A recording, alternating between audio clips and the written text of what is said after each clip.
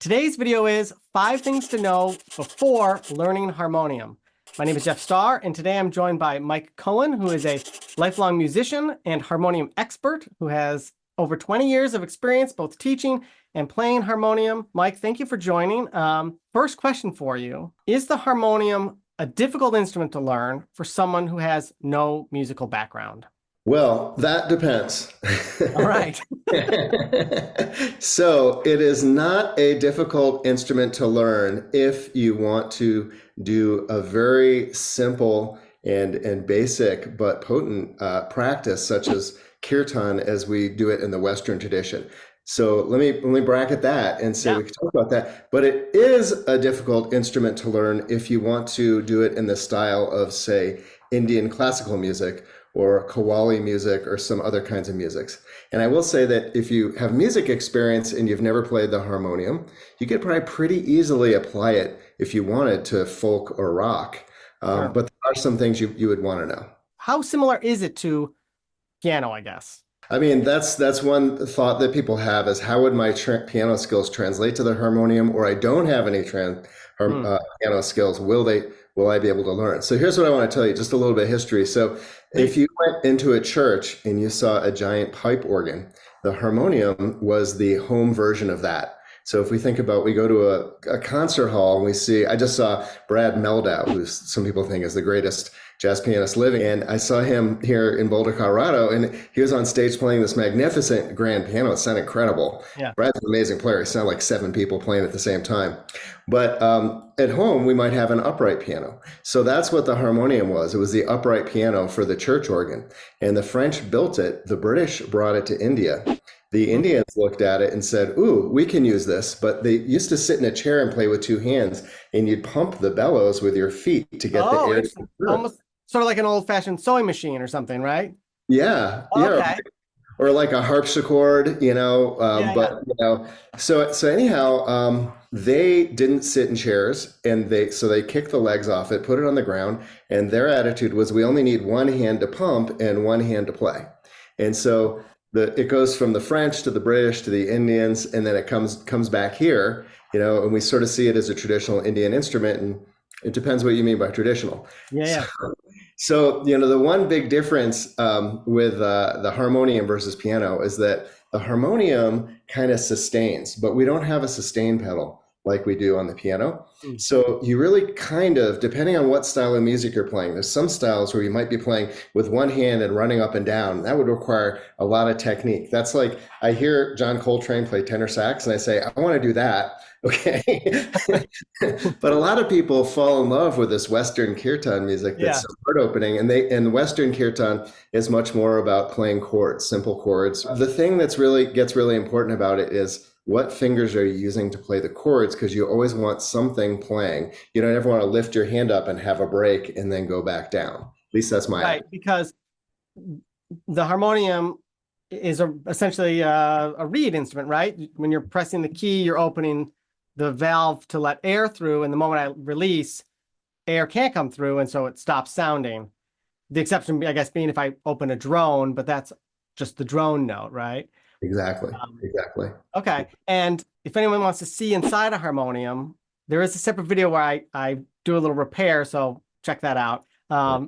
Okay, so just had to throw in a plug. So now, talking about the sort of history of how it's gotten to India and back, can you talk a little bit about what are those different styles of music that you mentioned that are the harmoniums generally associated with?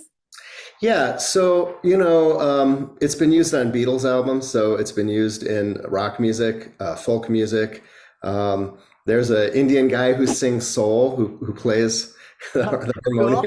Really, really amazing. There's Indian classical music, which is very involved and very technical, and that is just like I said, that's like I want to sound like John Coltrane. That's okay. Now you're talking decades of study. There's Indian classical influenced kirtan, which is a little bit more technical. There is a music called Qawwali, which is Sufi music that is just unbelievable. I mean, high energy, improvisational singing. I mean, decades to become a master in that.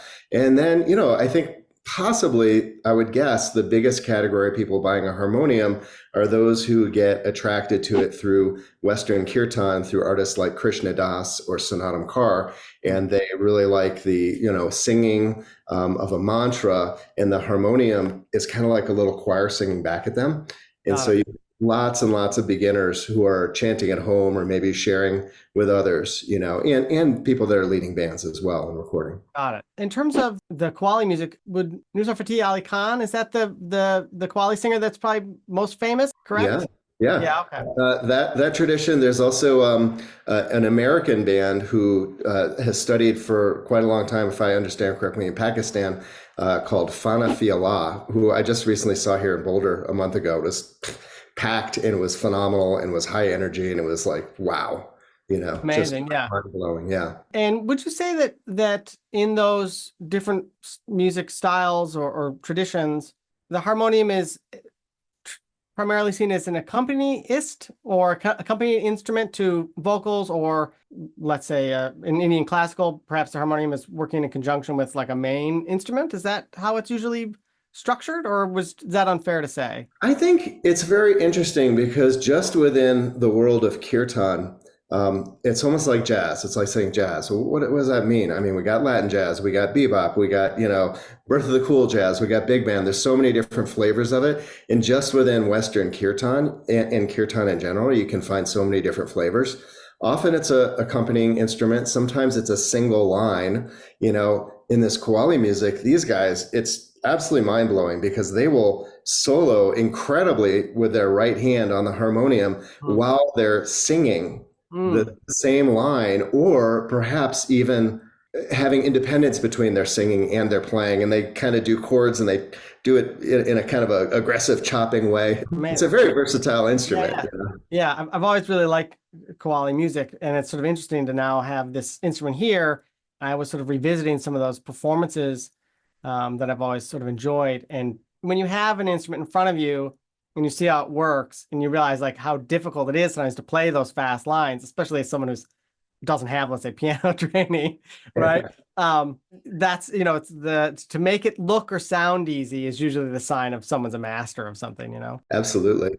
Since this is your area of expertise, can you tell the viewer, what is kirtan? Yeah, so kirtan is a practice of chanting and chanting mantras.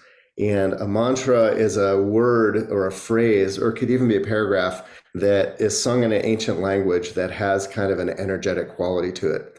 So I like to, I've been doing leadership coaching for about 20 years, and I like to talk about how there's different dimensions of language. And so one dimension of language that we always thought was how language worked was we pointed at something in the world and we said, oh, that's a cup and that's a laptop and that's a light. And the idea was there was a thing in the world, and we were passively putting a word on to name the thing. But then in the 50s, people started discovering that language was actually more generative and more active than that. So for example, when you asked me, would you be willing to do this podcast? And I said, yeah, that'd be great. We created a promise, and we couldn't have pointed to that promise before we brought it into effect with language. Now, these are two very different ways of using language that points to the world, into the world. And what I would say is powerful about kirtan is we're using these mantras, these ancient energetic phrases, and they sort of point in through our heart to the heart of the divine, you might say. Okay. So, yeah. I have so many follow-up questions, and I know that we're going to do a secondary interview just on kirtan. So I'm gonna button it there, but I have a lot more to talk about. Where would you recommend someone go about getting one? How should they go about finding a harmonium? I'll tell you a couple of ways to not do it. Great, let's do that. Don't go on Amazon. Don't go on Etsy. Don't order direct from India. I'll just tell a little story here. Is I was in the Bay Area about 4 or 5 years ago, and I wanted a rental car, and I used one of these cheapo rental car agencies, and Yeah. I wanted a little dinky car so I could zip around and park in small places in San Francisco. And they were like, "Oh, well, we don't have the dinky car you reserved. Here, we're going to give you this big, giant, fancy car." Yeah. So I had the hassle of trying to park that, but I parked out in front of a restaurant, and someone broke into the car, just smashed the window because it was so obviously a rental at Yeah. 6 p.m., like right underneath a street light, and stole what was in the car. And the only thing that was in the car was in this backpack was my harmonium. So that was, not a fun experience. It was a very long day and evening, and a real bummer to have an instrument that I played for years stolen. But I said to myself, let me make lemonade out of lemons. Like, I'm going to do a harmonium taste test. So what I decided was, okay, there's 4 or 5 brands out there. I'm going to order a harmonium from each of them and see which one I liked most. And I think I ordered 5, and I think 3 of them I absolutely couldn't stand at all, would never have recommended. Now, these are like leading brands, and they all cost about the same. And then one of them was quite nice, but the other one was, again, the same instrument I'd been playing, which was the Bava Mini from Old Delhi Music. So I just have a very blanket recommendation about Old Delhi Music as far as the quality of the instruments they have. Their Bava line is spectacular, which is great for kirtan. And they have we could talk about the different sizes and shapes and levels of quality, but they also have the other harmoniums, because there's a distinction to be made here that for kirtan, we would play a harmonium like the ones you have there, and they have 2 banks of reeds. So like you're saying, you pump the air, you pump the bellows, the air goes over the reed, any reed that you're pressing down, and that makes the sound. And what they call those banks of reeds is, one is the bass and one is the male. So we can get into the weeds on this, but if you have 2 stops, if you pushed one in, it's gonna, and you played a note, it would be the bass C, let's just say, and if you swapped it, it would be the male C. Now, some harmoniums have a 3rd bank of reeds, and they call that the female bank of reeds. And that's more likely what you're gonna play or want if you're in doing more like Indian classical music. Now, there's even another dimension to it, that some harmoniums, and not the kirtan harmoniums, but those come with what's called a scale changer. And a scale changer is like the capo on a guitar. So if you were this unbelievable Indian classical music harmonium player, and you were going to be working with a singer, and you knew a song in C, and she shows up and says, well, actually, I sing it in B. Right? Sure. Right. Being able to capo your harmonium is very That's useful. pretty wild. Yeah, yeah. But all of that stuff is added cost, added weight, added things to break for kirtan. So mostly we're using the kind of harmonium that you have there. If anyone's curious, there are videos about each of these. Let me just clarify too. Yeah. The one behind you is called the Bava Mini. Bava Mini, that's right. Yeah. They do have an even smaller one than that. And the one that you're playing is called the Bava Studio. And they do have one that's that size that collapses, called the Classic. And those 2 harmoniums you have are the 2 that I would recommend 98% of the time. So why would you recommend not just the Bava brand, which I can say from my experience, just from a craftsmanship quality, having opened these up, I mean, there's a lot of attention to detail. They're very cleanly built. And with an instrument that needs to have a tight seal for air and the importance of that, I can tell that there's been a lot of thought put into making sure these are really excellent. But why these types of harmoniums then would you recommend for kirtan specifically? Well, they're 2 bank of reeds. They can come tuned to A440, or you could pay extra to get it tuned to A432. Okay. I really recommend 440 because it makes it a lot easier to play with other musicians, but some people have a preference. They come in 4 shapes. You have 2 of the 4. And the reason why I recommend these 2 is that the one that's in front of you, the Studio, which is larger, is great if you're going to put it in one spot and never move it. Yeah, it's a little heavy. It's heavy, it's big, it doesn't fold down, it won't fit to an airplane overhead, and it doesn't sort of collapse into itself and turtle itself into a shell. So some of the important parts are kind of exposed. And so it's a little more likely to get damaged if you are moving it around a lot. Actually, okay, the other one that's that size, the large size. Yeah, the large size, folds down is called the Classic. Got it. That's an amazing instrument. And a harmonium that folds down, they call it a safari harmonium. Okay. You get with you on Safari. So that one, the classic is great. And because it's bigger, it has more keys. But to be honest, I don't even use all the keys on my Mini. But Okay. On this size, you don't use all the keys. Okay. yeah, Interesting. yeah. From my sort of immediate perception, like this instrument is obviously really full and very loud, right? And that's not to say this isn't, but like in my sort of view, it's like, oh, if I was going to have one of these just to have at home, if I was using it in like a recording studio type setup, this would be great. But if Mhm. I was going to be moving around, I would want this because it collapses down. It gets very small. It's much easier to transport. I've brought this around. I brought this over to my brother's. Um, and it still sounds incredible too, so yeah. Yeah, 100%, 100%. Now, just one little tangent on the sound, and then I want to chat about the Yeah. Mini that you had that you said you were taking around. So there's a little piece of wood just above the keys that's called the jolly. And Yeah. if you slide that and the holes open, the sound gets brighter and louder. And if you slide it so the holes are closed, the sound gets darker and softer. Now, if you were playing that harmonium, you felt like this is still too much volume, you could take a piece of fabric and put it on top of the jolly to muffle it even. Yeah, right there. To sort of act as a little bit like a mute a bit. Yeah, exactly. Yeah. Yeah. Or you could even take that whole thing out of there if you wanted to Yeah. Right. It does come out. Yeah, you're right. Yes. play rock and roll. Excellent. Yeah. I have to say too, the other thing that just in talking about sort of old Delhi music too, is that, and you know this, but just I'll repeat this because I've said it in other videos, but Nick, the founder there, obviously he went through this experience of importing and repairing harmoniums for sale and getting frustrated with that problem of consistent quality and always having to fix them. So there's this strong like passion to like make a high quality, perfect instrument. But then on top of that, he is very knowledgeable, and the team there too. Just really great customer service every time I've dealt with them. And I started dealing with them with sitars initially because that's my instrument from an Indian classical experience.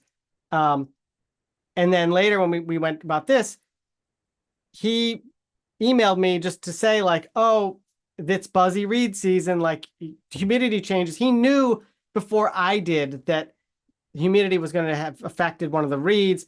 He was totally correct. Like just that level of understanding and knowledge that you get from them because they build them and they know them so intimately to that level is I think part of why I feel comfortable saying that they're probably making the best instrument you could probably find today.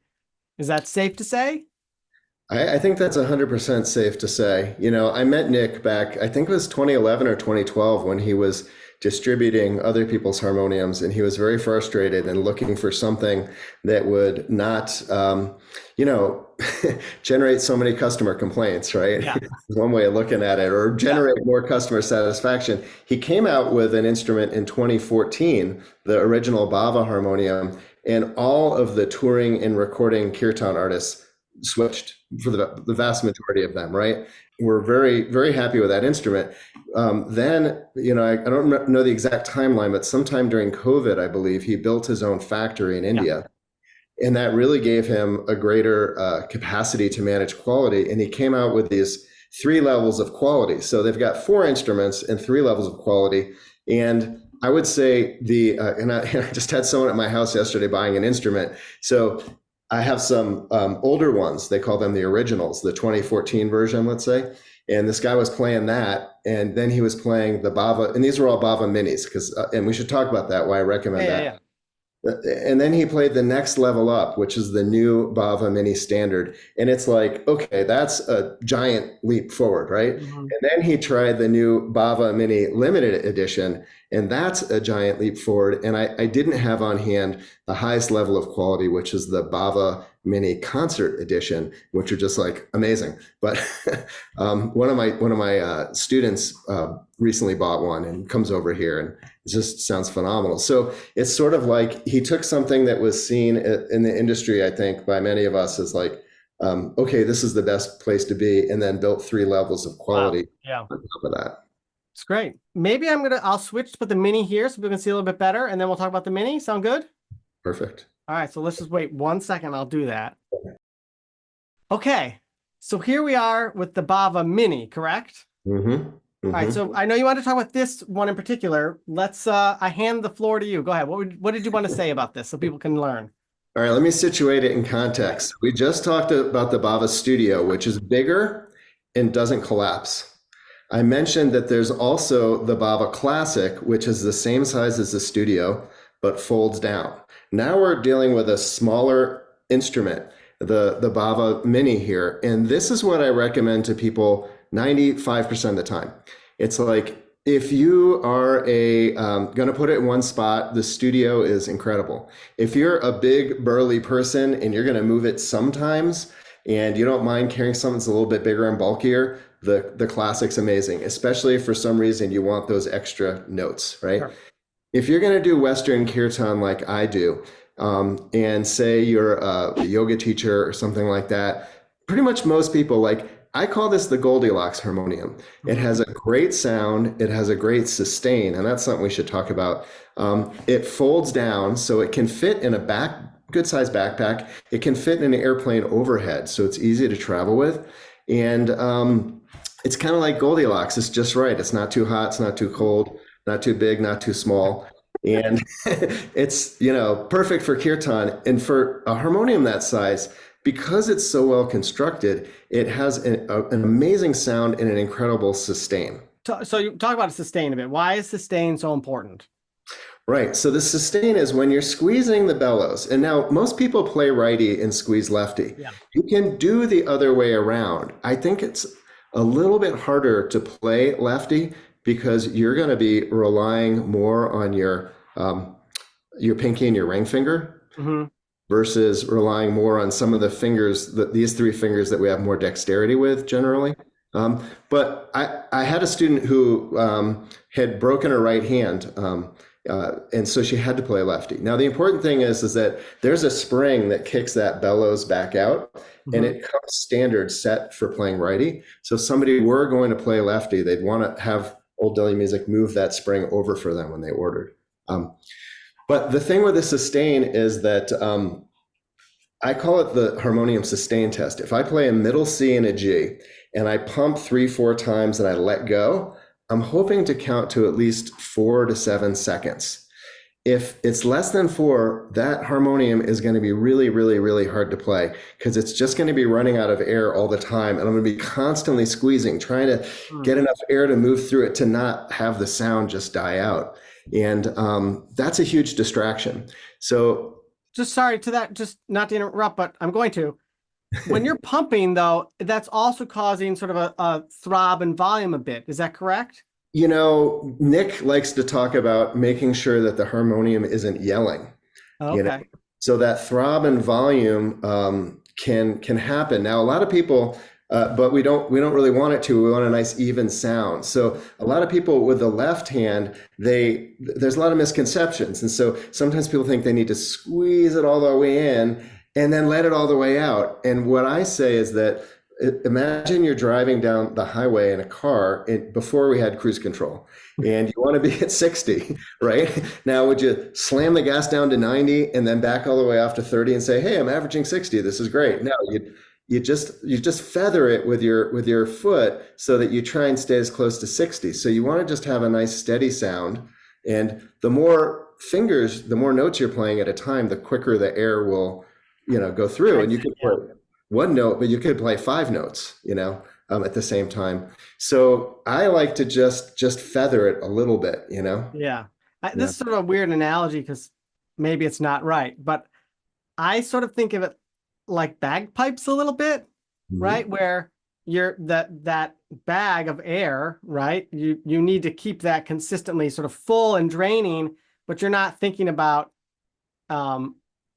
filling that bag to squeeze out notes. You're trying to keep it full so that it can be like almost a little bit like circular breathing in some aspects, but so that sound can be even as it comes through the pipes.